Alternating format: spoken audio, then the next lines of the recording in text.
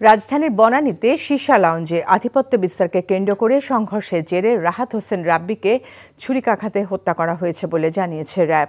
সকালে উত্তরা র্যাব ১-এর কার্যালয়ে এক সংবাদ সম্মেলনে র্যাব জানায়, গত বৃহস্পতিবার ১৪ আগস্ট ভোরে বনানী 360 সীসা লাউঞ্জ থেকে বের হওয়ার সময় রাহাতের পথ রোধ করে হামলা চালায় মুন্না ও মাকসুদুর রহমান হামজা।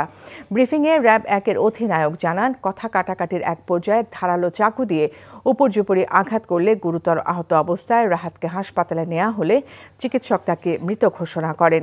ঘটনার পর র্যাব ১ সিসিটিভি ফুটেজ বিশ্লেষণ করে আসামিদের শনাক্ত করে। পরদিন ১৫ আগস্ট কুমিল্লার বরুড়া এলাকায় অভিযান চালিয়ে প্রথমে হামজাকে এবং তার দেয়া তথ্যের ভিত্তিতে মুন্নাকে গ্রেফতার করে সংস্থাটি। জিজ্ঞাসাবাদে আসামিরা জানায়, সীসা লাউঞ্জে আধিপত্য বিস্তার নিয়ে রাহাতের সাথে তাদের দীর্ঘদিনের দ্বন্দ্বের জের ধরে হত্যাকাণ্ড ঘটিয়েছে তারা। প্রাথমিক তদন্তে ইব্রাহিম খলিল নামে একজন ব্যক্তি, যে কিনা এই হত্যা মামলার একজন আসামি, আমরা তাকেও ধরার জন্য তদন্ত চলমান আছে এবং কার্যক্রম চলমান আছে। তো তাকে যদি ধরা যায়, হয়তো প্রাথমিক জিজ্ঞাসাবাদে আরও কিছু তথ্য পাওয়া যাবে ইনশাল্লাহ। এটা নিয়ে র্যাব কাজ করছে যে এইসব এলাকায় আমাদের এওয়ারে যতগুলো অবৈধ লাউঞ্জ আছে, আমরা মাদকদ্রব্য নিয়ন্ত্রণ অধিদপ্তরের সাথে কোঅর্ডিনেশন সম্পন্ন করে দেন আমরা ইনশাল্লাহ এইসবের ভিত্তিতে অভিযানে যাব।